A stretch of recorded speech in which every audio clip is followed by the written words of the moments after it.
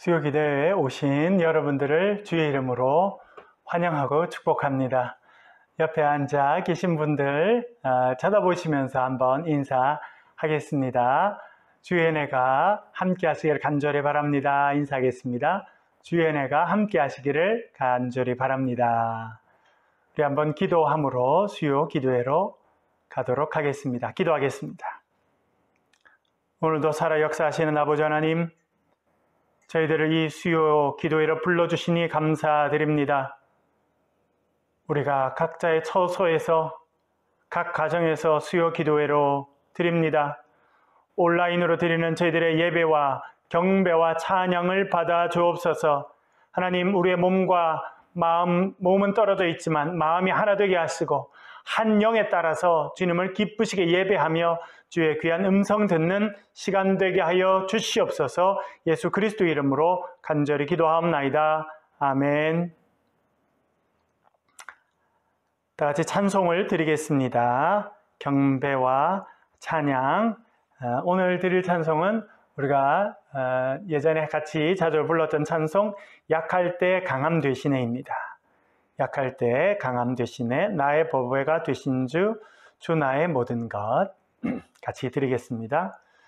약할 때 강함 되시네, 나의 보배가 되신 주 나의 모든 것. 주 안에 있는 보물을 나는 포기할 수 없네, 주 나의 모든 것. 예수 어린 양 존귀한 이름, 예수 어린 양 존귀한 이름. 십자가 죄사하셨네, 십자가 죄사하셨네, 주님의 이름 찬양해, 주 나의 모든 것. 쓰러진 나를 세우고 나의 빈잔을 채우네, 주 나의 모든 것. 예수 어린 양 존귀한 이름, 예수 어린 양 존귀한 이름. 2절 한 번 더 하겠습니다. 십자가 죄사하셨네, 주님의 이름 찬양해, 주 나의 모든 것. 쓰러진 나를 세우고 나의 빈잔을 세우네, 주 나의 모든 것. 예수 어린 양 존귀한 이름, 예수 어린 양 존귀한 이름. 아멘. 우리 찬송가 305장 같이 드리겠습니다. 나 같은 죄인 살리신 찬송가 305장, 여러분 다 잘 아시는 찬송이죠? 찬송가 305장 나 같은 죄인 살리신 같이 찬양 드리겠습니다. 나 같은 죄인 살리신 주 내 놀라와 잃었던 생명 찾았고 광명을 얻었네. 큰 죄악에서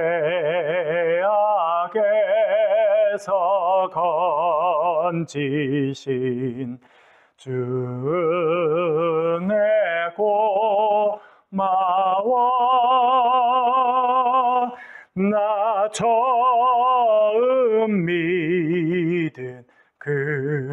시간 귀하고 귀하다. 이제껏 내가 산 것도 주님의 은혜라. 또 나를 장차 본향에 인도해 주시리. 거기서 우리 영원히 주님의 은혜로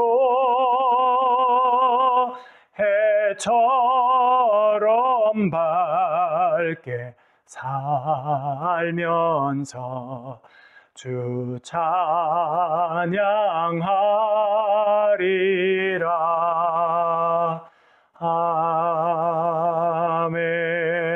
아멘. 아멘. 감사합니다. 우리 주의 말씀을 같이 보시겠습니다. 주의 말씀 요한복음 1장 14절입니다. 기록된 계시의 말씀 요한복음 1장 14절 말씀입니다. 신약성경 141페이지 기록된 계시의 말씀 우리가 묵상할 말씀 요한복음 1장 14절의 말씀입니다. 신약성경 141페이지 혹은 142페이지에 있습니다. 찾으셨습니까? 찾으셨으면 저와 여러분이 한 목소리로 천천히 같이 보겠습니다. 읽겠습니다. 시작. 말씀이 육신이 되어 우리 가운데 거하심에 우리가 그의 영광을 보니 아버지의 독생자의 영광이요 은혜와 진리가 충만하더라. 아멘. 여러분, 오늘은 성경 해석의 어려움과 가능성에 대해서 같이 한번 살펴보도록 하겠습니다. 여러분, 지난 시간 무엇을 배웠던 기억이 나십니까? 지난 시간에는 성경을 읽고 묵상하는 방법에 대해서 저희들이 살펴보았습니다. 개인적으로 성경을 묵상할 때 어떻게 하는 것이 좋다는 이야기를 저희들이 성경을 통해 살펴보았습니까? 특별히 구약 성경을 살펴보면 내가 주의 말씀을 작은 소리로 읊조리나이다 라고 하는 표현이 나옵니다. 그것이 구약에 있어서 묵상하는 방식이었습니다. 특별히 한 개인이 주의 말씀을 묵상할 때 그때 주의 말씀을 입으로 중얼중얼하면서 여러 번 반복하고 읊조리는 방식으로 묵상하였다는 것을 저희들이 살펴보았습니다. 개인이 주의 말씀을 묵상할 때 그렇게 읊조리며 묵상한다는 걸 살펴보았고요. 또 공동체로서는 어떻게 하는 것을 살펴보았습니까? 에스라가 많은 백성들 앞에서 성경을 읽고 또 풀이를 해주고 또 그렇게 알게 할 때 백성들 가운데 큰 감동과 은혜가 있었다는 것을 살펴보았습니다. 신약 시대에도 보면 바울의 서신이라든지 또 주의 말씀을 기록한 것을 회중들 앞에 크게 낭독하고 또 그것을 풀어줌을 통해서 하나님의 말씀을 같이 듣고 묵상하는 그런 공동체적인 묵상이 있었다는 것을 살펴보았습니다.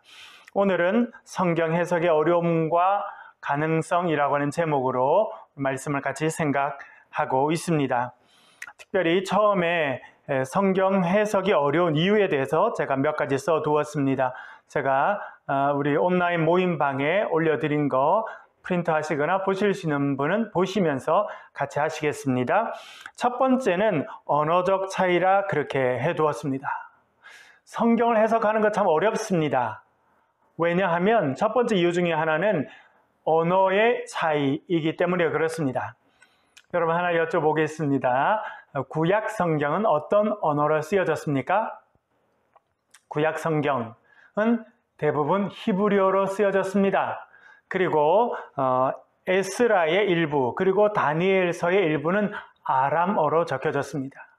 그러니까 구약 성경만 해도 두 가지 언어로 적혀진 것이죠. 대부분은 히브리어라고 하는 언어로 적혀졌고 그 중에 아주 일부는 아람어로 쓰여졌습니다. 여러분 아람어 들어보셨습니까? 사실은 신약 시대에도 아람어를 유대인들은 사용했습니다. 그리고 예수님도 아마 아람어로 말씀하셨던 걸로 생각이 됩니다. 우리가 아는 아람어가 몇 가지 있습니다. 여러분 뭘 알고 계십니까? 아람어를 배운 적이 없다고요, 여러분. 아람어를 내가 배운 적도 없고 아는 적도 없는데 어떻게 알겠냐고 그렇게 질문한 분 계신데, 여러분 이미 아람어를 여러 단어 알고 계십니다. 대표적인 게 무엇입니까? 엘리 엘리 라마 사박다니, 나의 하나님 어찌하여 나를 버리셨나이까. 예수님의 말씀이 아람어입니다. 달리타쿰 아람어입니다. 고르반 이런 단어도 아람어입니다. 사실은 우리도 그런 아람어의 일부를 알고 있는 것이죠. 문제는 우리가 알고 있는 것이 아람어였다는 것을 알지 못할 뿐이라, 그렇게 말씀드릴 수 있겠습니다. 그렇게 구약 성경은 대부분 히브리어로 적혀졌고 일부는 아람어로 적혀졌습니다. 신약 성경은 어떤 언어로 적혀졌습니까? 헬라어입니다. 헬라어 중에서도 코인의 헬라어라고 하는 헬라어로 적혀졌다는 것입니다. 헬라어를 전문적으로 공부할 때 헬라가 참 여러 방언으로 이루어져 있습니다. 헬라어를 사용했던 지역이 지중해 연안 전체였기 때문에 많은 종류의 헬라어가 있었는데, 그 중에 특별히 국제 언어로 발전하게 된, 그리고 서민들이 주로 사용했던 언어가 코인의 헬라어였습니다. 신약 성경은 바로 그 코인의 헬라어로 적혀졌다라고 하는 것입니다.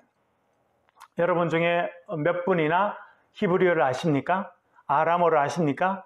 또 헬라어, 코인의 헬라어를 아십니까? 여러분 참 이런 언어 참 어렵습니다. 신학을 공부하는 사람들도 처음에 가서 신학을 공부하면서 이런 언어를 배울 때 참 어려움을 경험하는데요. 이런 언어로 성경이 적혀졌다라고 하는 것입니다. 그래서 제대로 우리가 성경을 알기 위해서는 히브리어도 배워야 되고 아람어도 배워야 되고 헬라어도 배워야 되는 그런 일들이 있습니다.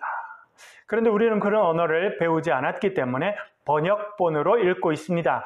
번역하는 데 있어서 큰 차이가 나게 됩니다.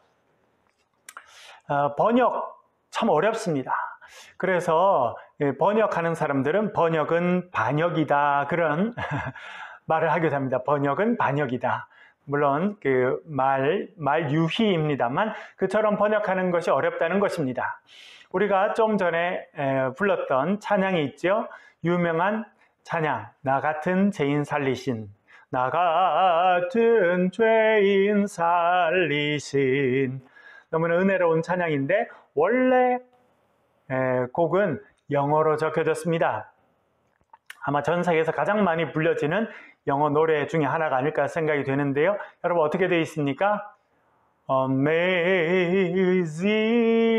grace, how sweet the sound that save a wretch like me. 끝까지 한번 해보겠습니다. 여러분 요렇게 원래 언어가 적혀졌습니다. 그런데 우리가 그것을 번역해서 부르는 것입니다. 나 같은 죄인 살리신 주은의 놀라와, 이렇게 번역하였는데요. 정확한 번역입니까, 여러분? 사실은 원어 그대로를 번역하면 Amazing grace, 놀라운 은혜, How sweet the sound, 그 말이 얼마나 달콤한가, 그렇게 번역하는 것이 좋을 것 같고요. That saved, 그것이, 그 소리가, 그 은혜가 나를 구원했습니다. That saved, 구원했다는 것이요. Wretch like me, 나 같은 wretch. wretch를 우리나라 말로는 죄인이라고 번역했습니다. 그러나 사실은 죄인으로 번역하려고 하면 sinner, S-I-N-N-E-R, sinner라고 돼 있었어야 되는데 원문은 sinner라고 돼 있지 않습니다. wretch라고 돼 있습니다. 그것은 죄인 정도로 번역할 것이 아니라 나같이 몹쓸 놈, 솔직히는 그보다 훨씬 더 강한 느낌, 정말 인간 같지 않은 놈, 그런 의미, 그런 천벌받을 놈, 그런 의미가 wretch라고 하는 단어에 들어 있습니다. 그러니까 원어에서는 죄인, 일반적인 죄인인 sinner라고 하는 단어를 안 쓰고 이 저자는 특별히 자기 자신이 wretch다, 그렇게 이야기했습니다. 그거는 정말 내가 나쁜 짓을 했다는 것입니다. 아이작 뉴턴, 그는 젊을 때 노예 무역에 종사했었습니다. 아버지를 따라서 항해 기술을 배웠고 나중에는 그가 노예 무역에도 종사하면서 아프리카의 사람들을 잡아다가 유럽에 갖다 파는 그런 끔찍한 일을 그가 오랫동안 하면서 지냈습니다. 나중에 사제가 되고 그의 인생이 바뀐 다음에 자기 자신을 돌아보니까 자기는 단순한 죄인 정도가 아니라는 것입니다. 누구에게 좀 거짓말하고 그 정도가 아니라 정말 한 인생을 수만 명의 인생을 완전히 바꿔버린 그런 끔찍한 국제적인 범죄에 오랫동안 관여했다는 것입니다. 그때는 그가 그것이 죄인지 모르고 했지만 돌아보니까 자기는 그랬다는 것입니다. 그래서 자기를 sinner, 그냥 단순한 죄인이라고 말하지 않고 wretch라고 말했습니다. 정말 용서받지 못할 몹쓸 놈이라는 뜻이죠. 그러니까 이 저자가 쓴 wretch라고 하는 단어를 우리가 죄인이라고, 나 같은 죄인 살리신, 그렇게 하니까 그 의미가 완전히 틀린 건 아닙니다만 맞는 번역임에도 불구하고 그 의미가 우리에게 다 전달되지 않았다는 것입니다. 그 언어적인 어감, 뉘앙스가 다 전달되지 않았다는 것입니다. 그런 것까지 다 번역하기 어렵습니다. 그래서 번역하는 사람들은 번역은 반역이다 라고 하는 말 할 만큼 번역하는 것이 참 어렵습니다.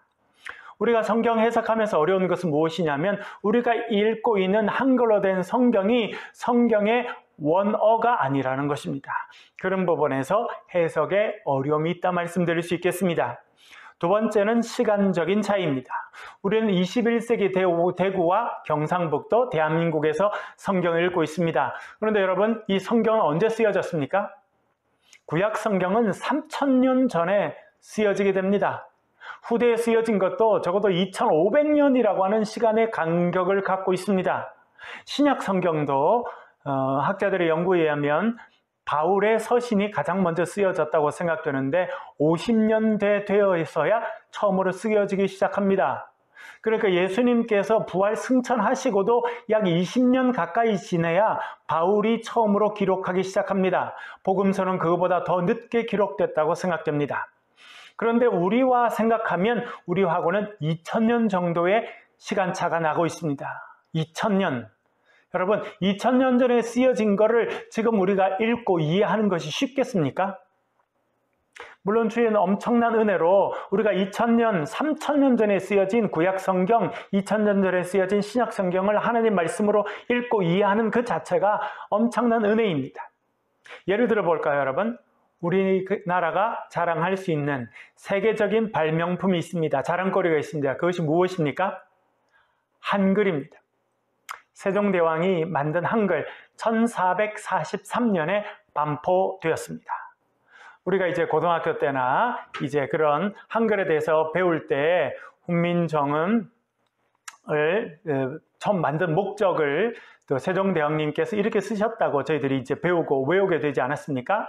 나람 말씀이 뒹극에 달아 문자와로 서로 삼았디 아니할세. 여러분, 어느 나라 말입니까? 이게 우리가 쓰고 있는 한글입니다. 불과 600년 전에 우리 세종대왕님께서 많은 백성들이 익혀서 쓸 수 있도록 만든 가장 과학적인 한글을 처음 만들었을 때 이렇게 말하고 발음했다는 것입니다. 나람 말씀이 뒹극에 달아 문자와로 서로 삼았디 아니할세.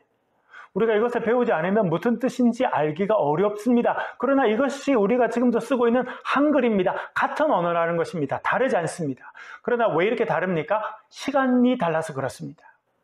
1443년에는 그렇게 발음하고 그렇게 말을 해야 사람들이 알아들었다는 것입니다. 그러나 지금 불과 600년도 지나지 않아서 우리는 그렇게 한글의 고전 형태를 들으면 이해하기가 어렵다는 것입니다.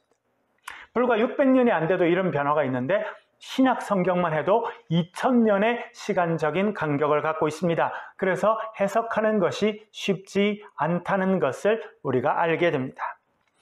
세 번째, C, 제가 지리적 차이라고 해놓았습니다. 지리적 차이. 여러분, 지역이 다르면 말이 다릅니다. 우리나라, 대한민국 조그맣니다. 그렇게 큰 나라가 아닙니다. 그러나 서울 지방 말이 따로 있고 경상도 지방, 전라도 지방, 충청도 지방 말이 조금씩 다릅니다. 여러분, 가끔 제주도에 갈 일이 있지 않습니까? 물론 제주도는 가면 지금 대부분 표준말이라고 하는 서울말을 쓰고 있습니다만 제주도 방언이 여전히 남아 있습니다. 어떤 말들이 있습니까? 혼자 없어 예 그런 말 들어보셨죠 여러분? 혼자 없어 예 무슨 뜻입니까? 육지에 나가거든 딴 여자 데리고 오지 말고 혼자 오시라 그런 뜻입니까? 어서 오세요 그런 뜻이랍니다. 폭삭 쏘가수다 무슨 뜻입니까 여러분? 완전히 쏘갔다 그런 뜻입니까? 수고하셨습니다 라고 하는 말이랍니다. 여러분 보십시오. 같은 민족, 같은 혈통을 갖고 있는 사람들이지만 지역이 달라지니까 언어가 다르게 발전하게 되고 이해하기가 쉽지 않게 됩니다. 우리는 21세기 대한민국에 살고 있습니다. 신약 성경은 예수님께서 사셨던 팔레스틴 땅 그리고 바울이 선교하였던 지금의 지중해 연안에서 쓰여졌습니다. 빌립보에서 때로 로마 감옥에서 쓰여졌을지도 모릅니다. 여러분 우리 대한민국의 작은 땅 안에서도 지역이 다르면 문화도 다르고 생각하는 것도 다르고 전달하는 방식도 다른데 우리는 저 멀리 지금도 비행기를 타고 10시간 가까이 날아가야 된 그런 땅에서 적혀진 성경을 읽고 해석하고 있습니다. 그런 지역적인 차가 해석의 어려움을 만들고 있다는 것을 우리는 기억할 필요가 있습니다. 네 번째, 문화 사회적 차이입니다. 지역이 달라지고 언어가 달라지면 문화도 다르게 발전하게 됩니다. 어떤 것이 다릅니까? 대표적으로는 인사하는 것이 문화인데요. 문화가 달라집니다. 제가 처음에 아내를 만났던 것은 프랑스에서였습니다. 제가 신학대학원을 다닐 때 교환학생으로 선발돼서 미국에서 1년 동안 이제 교환학생으로 공부를 하였습니다. 그리고 미국에서 1년 유학을 마치고 제가 유럽으로 가서 유럽을 여러 곳을 다니게 됐는데 그때 제 아내를 처음 프랑스에서 만나게 됐습니다. 누가 소개를 해줘서 제 아내를 만나게 됐는데요. 처음 만난 날 아직도 기억이 납니다. 처음 만났을 때 제 아내는 미술 공부를 하고 있었고 프랑스 친구와 같이 있는 상태로 저를 만나게 됐습니다. 그래서 제가 이렇게 인사를 했습니다. 그래서 아내랑은 좀 멀찍이 떨어져서 처음 이제 만나게 되니까 이렇게 인사했습니다. 그랬는데 그 옆에 프랑스 그 친구가 있었죠. 미술을 같이 공부하는 프랑스 친구가 있었는데 그래서 제가 인사했어요. 저는 프랑스 말은 인사, 안녕하세요 하는 봉수르밖에 못해서 봉수르 그렇게 이야기했더니 그 여학생이 다가오더라고요. 되게 당황스러웠죠. 그러더니 갑자기 그 아가씨가 제 뺨에다가 자기 뺨을 딱 대고 이렇게 하고 또 반대쪽 뺨을 대고 이렇게 하고 그렇게 인사했습니다. 놀랍죠? 처음에 깜짝 놀랐죠. 그러나 나중에 그것이 비주라고 하는 인사 방법이라는 걸 알게 됐습니다. 처음 만난 사람도 반가움을 표현할 때는 뺨을 대고 이렇게 그렇게 소리를 내면서 인사하는 것이 비주라는 것입니다. 우리는 한 번도 그런 걸 생각해 보지도 못하고 경험해 보지 못한 다른 인사법이죠. 왜냐하니까 문화가 달라서 그렇습니다. 여러분 이스라엘 백성들의 문화 우리가 다 알지 못합니다. 우리나라 문화도 여러분 조선시대만 해도 우리가 얼마나 많이 달랐습니까? 조선시대가 아니라 사실은 몇십 년 전만 해도 우리가 생각했던 것과 많이 달랐습니다. 제가 태어날 때 저희 어머님이 딸 셋을 연달아 놓으셨답니다. 그리고 기도하셨답니다. 아들을 주십시오. 제가 집에서 쫓겨나게 됐으니 아들을 주십시오라고 기도하셨답니다. 왜 그렇습니까? 독자 집안에 결혼을 했는데 딸 셋을 낳고 난 다음에는 집에 쫓겨날 만큼 위기를 경험하셨다는 것입니다. 지금 어떻습니까, 여러분? 지금은 아들을 더 좋아합니까? 딸을 더 좋아합니까? 소위 말하는 남아서성 선호사상 이런 것이 있었지만 지금은요. 남자아이가 태어나는 것보다 오히려 여자아이가 태어나는 것을 더 좋아하는 그런 문화로 많이 바뀌었습니다. 어르신들이 그러잖아요. 아들이 있으면 마음은 든든하지만 딸이 있어야 좋아. 그런 말들을 어른들이 쉽게 하십니다. 그만큼 문화가 빨리 바뀌었다는 것입니다.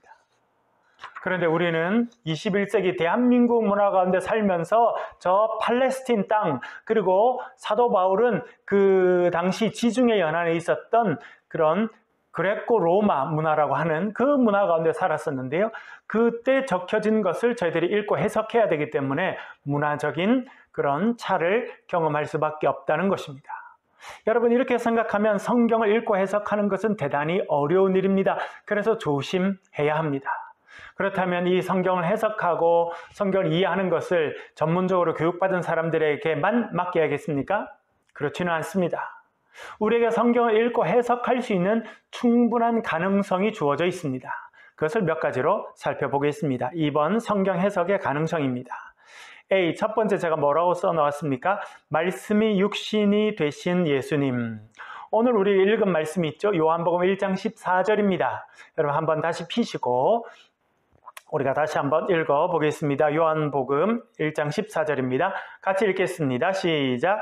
말씀이 육신이 되어 우리 가운데 거하심에 우리가 그의 영광을 보니 아버지의 독생자의 영광이요 은혜와 진리가 충만하더라. 아멘. 뭐라 말씀하십니까? 말씀이 육신이 되셨다는 것입니다. 여기서 말씀이라고 하는 단어는 헬라어로 로고스입니다. 예수님께서 말씀이십니다. 로고스라 그렇게 말합니다. 이 로고스이신 말씀은 태초에 하나님께서 천지를 창조하실 때부터 함께 하신 능력의 말씀, 삼위일체 하나님의 한 위격이신 성자 하나님을 말씀합니다. 그래서 성경은 뭐라 말씀하시냐면 이 말씀이신 주님께서 뭘 입었다고 말씀하십니까? 육체를 입었다는 것입니다. 이것을 어려운 말로 성육신이라고 말합니다. incarnation, 영어로는 incarnation, 성육신, 거룩하신 하나님이 인간의 육체를 입었다 그런 뜻입니다. 왜 그렇게 하셨습니까? 우리에게 하나님의 뜻을 온전히 알려주기 위해서 예수님께서 육신의 몸을 입으셨습니다. 거룩하신 하나님, 전능하신 하나님, 영원에 속해 계신 하나님께서 시간 안으로, 역사 안으로 들어오셨습니다. 특별히 죄된 인간의 모습을 그대로 입으셨습니다. 왜 그러셨습니까? 우리에게 말씀하시기 위함입니다. 하나님의 뜻을 우리에게 바르게 알려주기 위해서 예수님께서 친히 육신을 입으셨다 말씀하십니다. 여기에 우리가 하나님의 말씀을 온전히 이해하고 해석할 수 있는 가장 중심되는 교훈이 있습니다. 예수님께서 직접 말씀이 되셔서 우리에게 오셨다는 것입니다. 하나님의 뜻을 온전히 알려주기를 원하셔서 인간의 몸을 입으신 분이 예수님이라 말씀하십니다. 하나님은 스스로 숨어 계신 분이 아니십니다. 하나님은 당신의 뜻을 백성들에게 알려주기를 원하시는 분이십니다. 그래서 계시의 하나님이십니다. 이 계시의 하나님께서 온전한 계시의 통로를 우리에게 허락해 주셨습니다. 그분이 예수 그리스도이신 것입니다. 예수님께서 말씀이 육신이 되신 것, 로고스께서 육신을 입으신 그 자체가 하나님께서 우리에게 말씀하길 원하신다는 걸 알려주는 것입니다. 그렇기 때문에 성경을 이해하고 해석하기가 쉽지 않습니다만 이 성경을 통해서 하나님께서 우리에게 말씀하신다라고 하는 것을 우리는 알게 되는 것입니다. 두 번째는 서민적 언어를 통해서 우리에게 말씀하시는 하나님이라고 제가 적어두었습니다.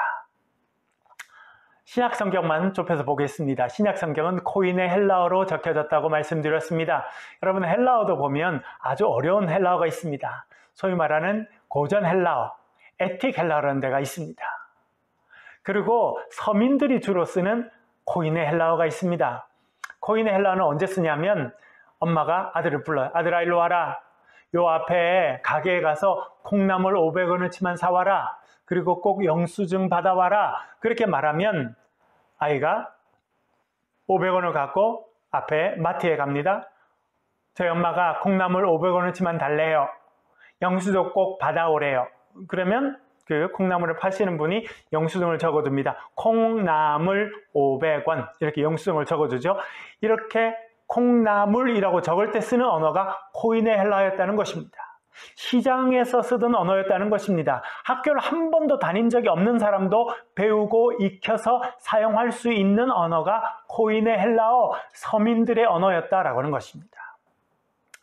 여러분 이 자체는 대단히 중요합니다. 그것은 무엇이냐면 하나님께서 그 당시 지식인들과 엘리트들, 철학자들만 쓰는 그런 고급스러운 언어가 아니라 시장에 있는 사람들이 쓰는 언어로 하나님의 거룩한 말씀을 계시하셨다는 것입니다. 제가 박사과정을 공부할 때 이 고전 헬라어를 배운 적이 있었습니다. 그것이 박사과정을 통과하기 위한 중요한 과목 중에 하나였습니다. 제가 그걸 배우고 얼마나 힘들었는지 모릅니다. 제가 가끔 생각나는 장면이 있습니다. 그것은 무엇이냐면 5월에 아주 봄날 밖에 아이들이 다니면서 꽃을 구경하고 운동을 하고 아름다운 캠퍼스에 학생들이 다니고 하는 그때였는데 저는요 도서관 7층 어두운 밤에 갇혀 있었어요. 왜냐하면 이 고전 헬라어 시험을 봐야 됐거든요. 옛날 그 헬라 시대의 철학자들이 써놓은 그런 글을 읽고 그것을 해석해야 되는데 얼마나 어려운지, 도대체 주어가 어디서 시작돼서 이게 어디 끝나는지, 동사가 도대체 어디 붙어 있는지 알 수 없을 만큼 장황하고 어렵고 그런 언어로 쓰여졌습니다. 그거를 읽고 그것을 시험을 봐서 통과해야지만 이제 박사과정 시험을 볼 수 있는 자격이 주어지는데 얼마나 어려웠는지. 저는 그래서 그 도서관 7층에 올라가서 그 고전 헬라어를 공부했던 그때를 생각하면 얼마나 힘들었는지 모릅니다. 그때 제가 하나 깨닫게 된 게 있어요. 그리고 제가 그 도서관 7층에 앉아서 밖을 바라보면서 감사했던 게 있습니다. 그건 뭐냐면 하나님 이렇게 어려운 고전 헬라어가 아니라 서민들도 알아들을 수 있는 코인의 헬라어로 주의 말씀을 적어주셔서 감사합니다. 그런 기도를 했던 적이 있습니다. 여러분, 일부의 최엘리트들만, 최고의 철학자들과 학자들만 읽을 수 있는 글로 하나님 말씀이 적혔다면 우리가 그 말씀을 이해하기 얼마나 힘들었겠습니까? 그러나 주님께서는 그런 엘리트들만 쓰는, 그런 학자들만 배우는 그런 어려운 헬라어가 아니라 시장 바닥에 있는 사람들도 쉽게 쓰는 코인의 헬라어로 주의 말씀을 적게 하셨습니다. 놀라운 일이죠, 여러분. 하나님의 가장 거룩한 말씀, 존귀한 그 말씀이 시장 바닥에서 쓰는 그런 평민들의 언어로 적혔다는 그 자체가 무엇을 의미합니까? 하나님께서 우리에게 말씀하기를 원하신다는 겁니다. 하나님의 뜻을 알려주기를 원하신다는 겁니다. 많이 배운 사람뿐만 아니라 교육을 전혀 받지 못한 사람들, 어릴 때부터 시장에서 장사해야지만 먹고 살 수 있는 그 사람들도 하나님의 말씀을 듣고 주의 뜻을 깨닫고 구원의 백성이 되도록 하나님께서 배려하셨습니다. 그것이 코인의 헬라어라고 하는 서민적인 언어로 하나님의 말씀을 적어주신 것입니다. 그게 우리의 해석의 가능성이 있습니다. 하나님께서는 우리가 하나님의 말씀을 배우고 익히고 알아서 주의 백성으로 살기를 원하십니다. 그리고 천국 백성이 되기를 원하십니다. 그것의 해석의 가능성이 있습니다. C번입니다. 번역된 성경을 통해서도 하나님의 뜻을 충분히 이해할 수 있는 것의 해석의 가능성이 있습니다. 말씀드린 것처럼 구약 성경은 히브리어로 적혔습니다. 일부는 아람어로 적혔고요. 신약 성경은 코인의 헬라어로 적혔습니다. 물론 코인의 헬라어가 액틱 헬라어나 훨씬 더 어려운 헬라어보다는 쉬운 평민들의 언어지만 우리에게는 여전히 어려운 외국어 중에 하나입니다. 하나님의 말씀을 정말 전문적으로 이해하기 위해서는 그런 언어를 배워야 됩니다. 그러나 우리 대부분의 신앙인들은 그럴 필요가 없습니다. 왜냐하면 한국말로 번역된 성경으로도 우리는 하나님의 뜻을 충분히 알 수 있기 때문에 그렇습니다. 그것이 우리가 성경을 읽고 해석하고 묵상할 수 있는 가능성을 우리에게 주는 것이다. 그렇게 말씀드릴 수 있겠습니다. 얼마 전에 어떤 분이 저에게 질문을 보내셨습니다. 목사님, 성경을 읽으면서 이런 질문이 생겼습니다. 예수님께서 보좌에 앉으시는 시간이 언제입니까? 질문을 보내셨습니다. 그러면서 뭐라고 쓰셨냐면 한글 성경도 읽어보시고 영어 성경도 읽어보고 독일어 성경도 읽어봤는데 이런 뜻이 아닐까 생각이 됩니다 하고 정리해 주셨어요. 대단한 분이시죠. 한글 성경 읽기도 어려운데 의문이 생기니까 영어 성경도 찾아보고 독일어 성경도 찾아보셨다는 것입니다. 여러분, 그렇게 찾아보지만 원어가 아니고 영어도 독일어도 한국말도 다 번역된 언어입니다. 번역된 언어를 통해서도 우리는 하나님의 뜻을 알 수 있다는 것입니다. 제가 추천하는 방법은 여러분 외국어를 하실 수 있으면 찾아보셔도 좋겠고요. 그렇지 않으면 여러분 우리나라 성경도 한글 개역판이 있고 또 새번역도 있고 또 표준 새번역, 또 현대인의 성경, 또 공동번역 이런 여러 성경이 있습니다. 그런 성경들을 같이 읽어보면 하나님 말씀을 이해하는 데 큰 도움이 됩니다. 다시 말씀드리면 번역된 성경으로도 우리는 충분히 하나님의 뜻을 알 수 있기 때문에 우리는 하나님 말씀을 읽고 해석할 수 있는 가능성이 있게 되는 것입니다. 또 D라고 제가 써두었습니다. 바른 신학과 사상을 가진 성경 해석자의 도움이 필요하다 그렇게 써두었습니다. 여러분 우리가 한글로 성경을 읽어도 하나님의 뜻을 다 알 수 있기 때문에 마음대로 해석할 수 있는 것은 아닙니다. 하나님의 말씀은 말씀드린 대로 언어적인 차이도 있고 시간적인 차이도 있고 문화적인 차이, 역사적인 차이, 많은 차이가 있기 때문에 성경을 해석하는 것은 쉽지 않은 일입니다. 그래서 제대로 훈련받고 공부한 전문가의 도움을 받아가면서 성경을 읽고 해석할 필요가 있습니다. 요즘에 문제가 되는 사람이 누구입니까? 이만희입니다. 이만희는 초등학교도 제대로 졸업하지 못했습니다. 그런데 정말 신기한 것은 20만 명 이상 되는 사람이 그 초등학교도 졸업하지 못한 사람이 해석하는 그 성경을 완전히 엉터리 해석이죠. 그걸 듣고 따라간다. 그걸 듣겠다고 집을 가출하고 이혼을 하고 자식을 버리고 부모를 버리고 학교를 버리고 그 신천지에 들어간다는 것 정말 이 세상이 정말 병들었구나 하는 걸 알게 됩니다. 여러분 이만희라고 하는 사람이 유재열 전에 장막성전이라고 하는 그 사람 또 천부교 그런 데 다니면서 잡다한 걸 주워 들었거든요. 그리고 제대로 교육받지도 못한 사람이 성경을 읽고 해석하고 특별히 전문적으로 훈련받은 신학자들도 해석하기 쉽지 않은 요한계시록을 마음대로 해석하니까 결국 이단이 되는 겁니다. 수많은 사람들을 죽음으로 인도하게 되고 이 나라와 이 민족을 이렇게 처참하게 어렵게 만드는 이유는 하나님의 말씀인 성경을 함부로 읽고 함부로 해석해서 그렇습니다. 여러분 그런 의미에서 여러분 바른 신학을 갖고 바른 사상을 가진 사람들의 지도를 받는 것 대단히 중요합니다. 여러분 그래서 시간을 꼭 내셔서 제대로 된 분들, 제대로 신학을 공부하고 제대로 된 사상을 갖고 있는 분들과 같이 성경 공부를 하고 그렇게 성경을 읽는 걸 같이 해야 됩니다. 그렇게 하지 않으면 우리가 성경을 갖고 있으면서도 불구하고 하나님의 생명의 말씀을 들고도 죽음으로 갈 수도 있기 때문에 그렇습니다. 이만희가 그런 짓을 하고 있고 신천지에 빠진 사람들이 하나님의 말씀, 생명의 말씀을 들고 죽음으로 달려가고 있는 것입니다. 여러분 그래서 바른 신학과 사상을 가진 사람들의 도움을 받아가면서 성경을 읽고 해석해야 된다 그렇게 말씀드릴 수 있습니다. 2번 제가 뭐라고 적었습니까? 성령의 감동하심을 의지하면서 라고 적었습니다. 말씀드린 대로 성경이 적혀질 때 성령의 감동하심이 있었습니다.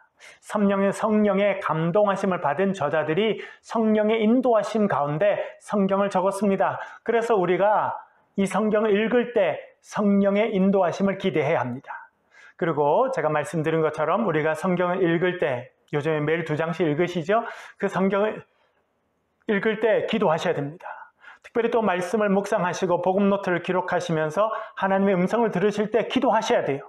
성령의 인도하심을 간구해야 됩니다. 그래서 성령이 우리를 인도하시는 중에 하나님 말씀을 읽고 묵상해야 하나님의 온전한 말씀을 깨닫게 됩니다. 하나님의 영이신 또 예수님의 영이신 성령이 우리를 인도하실 때 우리는 하나님의 말씀을 제대로 읽고 해석할 수 있다 말씀드릴 수 있습니다. 마지막으로는 제가 이렇게 써두었습니다. 함께 나눔을 통해서. 생각보다는 이게 중요합니다. 바른 신앙과 바른 생각을 가진 사람들과 함께 말씀을 나누는 거 중요합니다. 그러면 내가 해석한 말씀이 내가 이해한 말씀이 맞는지를 어느 정도 분별할 수 있게 됩니다. 요즘에 묵상 노트를 많은 분들이 하고 계시죠. 또 들어보니까 많은 분들이 또 남편과 아내와 또 앉으셔서 당신 묵상한 말씀이 뭐요? 나는 이렇게 생각했는데 그러면서 말씀을 묵상한 걸 서로 나누신다는 이야기를 많이 들었습니다. 여러분 너무 중요합니다. 우리가 믿음의 공동체로 부름받았습니다. 믿음의 공동체 안에 있는 사람들이 묵상한 말씀, 내가 들은 말씀을 같이 나눌 때 우리가 하나님의 말씀을 좀 더 온전하게 이해하고 해석할 수 있다. 그렇게 말씀드릴 수 있겠습니다. 오늘은 성경 해석의 어려움과 가능성에 대해 살펴보았습니다. 성경을 해석하는 것 참 어려운 일입니다. 그러나 불가능하지는 않습니다. 하나님께서 우리에게 성경 말씀을 주셨고 읽을 수 있게 해주셨고 특별히 성령의 은혜를 의지하며 읽고 묵상하게 도와주셨습니다. 특별히 복음 노트라고 하는 그런 도구를 주셔서 저희들이 그 순서를 따라가면서 주의 말씀을 묵상하고 있습니다. 이것이 다 하나님께서 우리에게 말씀하기를 원하시는 주의 뜻 가운데 이루어진 일이라고 생각합니다. 여러분 두려워하지 마시고 성령의 인도하심을 의지하며 매일 밝은 마음으로 기도하시면서 주의 말씀 성경을 읽고 묵상하시길 간절히 바랍니다. 그럴 때 21세기 우리의 삶에 찾아오시는 주님을 경험하게 될 것이고 이 세상 가운데 살아갈 수 있는 진리의 말씀, 생명의 말씀을 우리에게 허락해 주실 줄로 믿습니다. 이 시간 우리 주신 말씀을 가지고 한번 통성으로 기도하겠습니다. 내 목소리에, 내 귀에 들릴 정도의 목소리로 이 시간 통성으로 한번 기도하겠습니다. 하나님 저에게 말씀하십시오. 또 성경을 잘 해석할 때 성령님 역사해 주십시오. 기도해 주시고 또 코로나 사태로 어려운 이 나라와 민족을 위해서 또 전 세계적으로 어려워하고 있는 분들을 위해서 기도해 주시고 또 교회를 섬기는 부족한 저를 위해서, 담임 목사님 저를 위해서 또 섬기는 모든 분들을 위해서 그런 잠시 기도해 주시길 바랍니다. 소리를 내서 통성으로 같이 한번 기도하겠습니다. 아버지 하나님, 오늘도 주의 말씀을 묵상케 하심에 감사합니다. 하나님 말씀을 읽고 해석하는 것이 참 어렵고 힘든 일입니다. 우리가 많은 한계를 가지고 있습니다. 언어적인 한계, 시간적인 차이들, 문화적인, 역사적인 차이들, 지리적인 차이들, 아버지 하나님 많은 어려움을 갖고 있습니다. 그것은 우리가 해석하지 못하는 이유가 아니라 우리가 해석하고 읽고 이해하는 것을 조심해야 한다고 하는 것을 저희들에게 알려주는 것을 기억합니다. 아버지 하나님, 주님의 은혜를 사모합니다. 성령님 저희들이 오셔서 감동하여 주시고 좋은 또 성경 교사를 저희들이 허락해 주셔서 저희들의 말씀을 잘 이해하며 말씀을 잘 알며 또 그 말씀을 통해서 하나님 이 시간 저희들에게 허락하시는 주의 음성을 듣는 주의 백성들이 되게 하여 주옵소서. 미혹의 영들이 세상에 많이 있습니다. 미혹의 영들 가운데 빠져있는 자들을 하나님 구원하여 주시옵소서. 코로나 바이러스로 인해서 이 나라와 민족이 어렵습니다. 대구와 대한민국 전체가 어렵습니다. 이제는 그 많은 또 확진자들이 수도권에서 나고 있습니다. 하나님이 나라와 민족을 불쌍히 여겨주시고 치료하여 주시옵소서. 코로나 바이러스가 미국과 전 유럽으로 퍼져서 세계가 큰 어려운 가운데 있습니다. 경제가 곤두박질 치는 증시가 폭락하는 그런 어려움 가운데 있습니다. 아버지 하나님 우리를 지켜 주시옵소서. 이 땅의 혼란들이 정리되게 하여 주시옵소서. 오직 주의 말씀, 진리의 말씀만이 선포되는 이 땅이 되게 하여 주옵소서. 우리 새창조의 모든 가족들을 주님 기억하여 주시고 주의 말씀 가운데 그 말씀의 풍성한 능력을 체험하며 살게 하여 주옵소서. 예수 그리스도의 이름으로 간절히 축복하며 기도하옵나이다. 아멘. 기도하겠습니다. 아버지 하나님, 우리가 주의 말씀을 매일 읽습니다. 그 말씀을 묵상합니다. 성령님 오셔서 저희들을 인도하여 주옵소서. 저희들에게 밝히 깨달을 수 있는 은혜를 더하여 주시옵소서. 하늘의 지혜를 더해 주시옵소서. 성령님 우리를 붙잡아 주셔서 주의 말씀인 성경을 피고 읽고 묵상할 때 우리가 주의 음성 듣게 하여 주옵소서. 이 말씀이 단지 활자로 남아있는 말씀이 아니라 살아 운동력이 있는 말씀, 우리의 영과 혼과 또 우리의 삶의 모든 문제들을 해결하는 아버지 하나님 능력의 말씀이 될 수 있도록 도와주시길 주님이여 간절히 빌고 원합니다. 아버지 하나님 이 땅 가운데 있는 코로나의 모든 어려움을 해결하여 주시옵소서. 고통하고 있는 자들을 치료하여 주옵소서. 대한민국을 치료하여 주시옵소서. 이 땅에 있는 젊은이들 아버지 하나님 방황하고 있습니다. 저들을 선한 길로 인도해 주옵소서. 전 세계로 퍼져 있는 코로나 사태로 인해서 큰 어려움을 겪고 있습니다. 이 어려움이 속히 해결될 수 있도록 은혜와 긍휼을 베풀어 주옵소서. 우리 새창조의 모든 가족들도 하나님 지키시고 인도하셔서 주의 놀라운 은혜를 받아 누리며 살아가는 주의 백성들이 되게 하여 주시옵소서. 예수 그리스도의 이름으로 간절히 축복하며 기도하옵나이다. 아멘.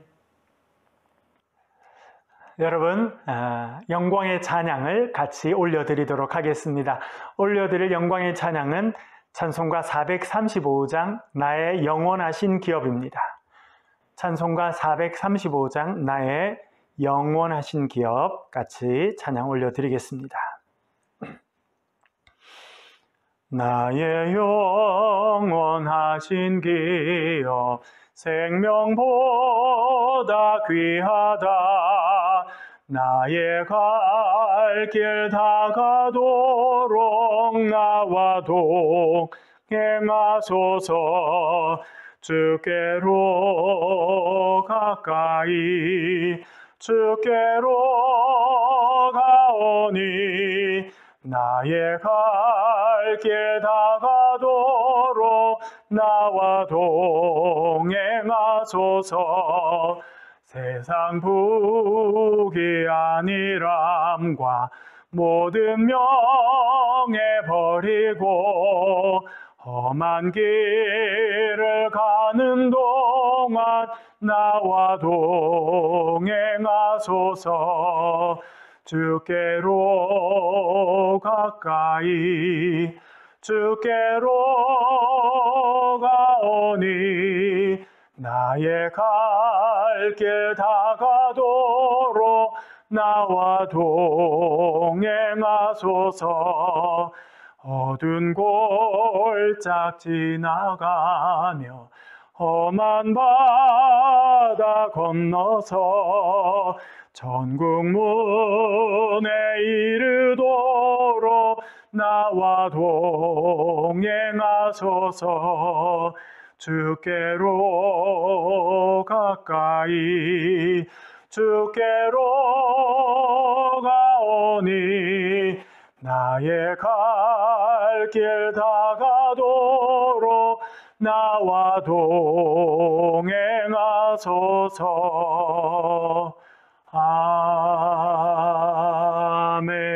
아멘. 아멘.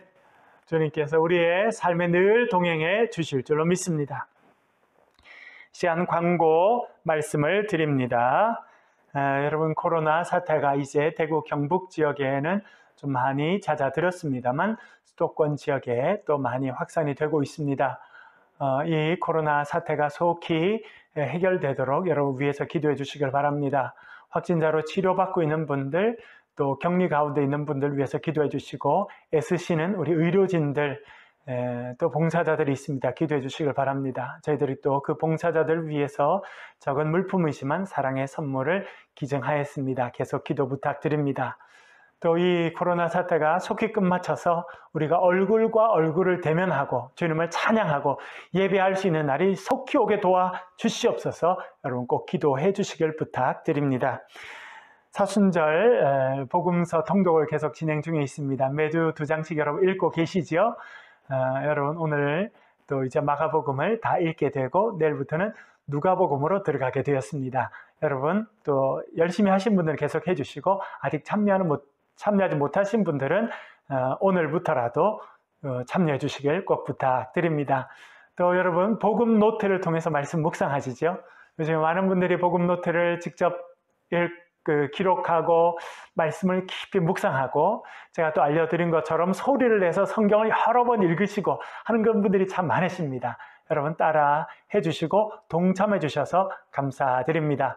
그렇게 입으로 중얼중얼 하면서 하나님의 말씀을 여러 번 읽고 묵상하면서 하나님이 주신 말씀을 복음 노트에다 기록하시면 되겠습니다. 관찰, 또 적용, 감사와 기도 매일 적으시면서 기록하시면서 또 기도하시면서 하나님의 음성을 들으시기를 간절히 바랍니다. 우리 중보기도팀이 있습니다. 우리 기정은 권사님 중심으로 중보기도팀이 속해 있는 분이 많이 계신데요. 그분들이 오늘부터 일주일 동안 릴레이 금식 기도를 시작하셔서 기도하고 계십니다. 또 저도 아내도 오늘 또 한 끼를 금식하고 저희들도 매일 한 끼씩을 금식하면서 기도에 동참하고 있습니다. 여러분 이 코로나 사태를 위해서 기도해 주시고 이 땅에 이단의 뿌리가 뽑히고 진리의 말씀이 선포되도록 기도해 주시길 바랍니다. 특별히 우리 새창조의 교인들 위해서 기도를 하고 있습니다. 직장 생활하시는 분들뿐만 아니라 사업하는 분들이 참 어렵습니다. 그리고 우리 자녀들이 아직 계약도 못하고 계약이 또 4월달로 연기가 돼서 얼마나 힘들고 어려운지 모릅니다. 이 모든 어려움들이 잘 해결되도록 여러분 중보기도에 같이 동참해 주시길 부탁드립니다. 또 여러분 아시는 대로 미국과 유럽 전역으로 또 코로나가 퍼져나가고 있습니다. 이를 위해서 기도해 주시고 또 우리가 얼굴을 대면해서 예배 드릴 수 있는 날이 속히 오게 해달라고 기도해 주시길 바랍니다. 부족한 담임 목사인 저를 위해서 또 우리 섬기시는 많은 분들이 있습니다. 그분들 위해서 여러분 꼭 기도해 주시길 부탁드립니다. 성경 공부를 시작하려고 합니다. 특별히 우리 젊은 남성분들 그동안 성경 공부를 이렇게 깊이 할 수 있는 기회가 좀 적었는데 지금은 얼굴을 대하고 성경 공부를 직접 시작할 수 없습니다만 온라인 성경 공부를 저랑 또 시작하려고 하고 있습니다. 여러분 이 일을 위해서 또 기도해 주시길 부탁드립니다. 감사합니다. 이제 주님께서 가르쳐주신 주기도문, 주님 가르쳐주신 기도를 드림으로 수요 기도회를 마치도록 하겠습니다. 같이 기도하겠습니다. 하늘에 계신 우리 아버지, 아버지의 이름을 거룩하게 하시며 아버지의 나라가 오게 하시며 아버지의 뜻이 하늘에서와 같이 땅에서도 이루어지게 하소서. 오늘 우리에게 일용할 양식을 주시고 우리가 우리에게 잘못한 사람을 용서하여 준 것 같이 우리 죄를 용서하여 주시고 우리를 시험에 빠지지 않게 하시고 악에서 구하소서. 나라와 권능과 영광이 영원히 아버지의 것입니다. 아멘. 여러분 오늘 기도에 참여해 주셔서 감사합니다. 복된 저녁 되시고 또 주일날 밝은 모습으로 뵙겠습니다. 감사합니다.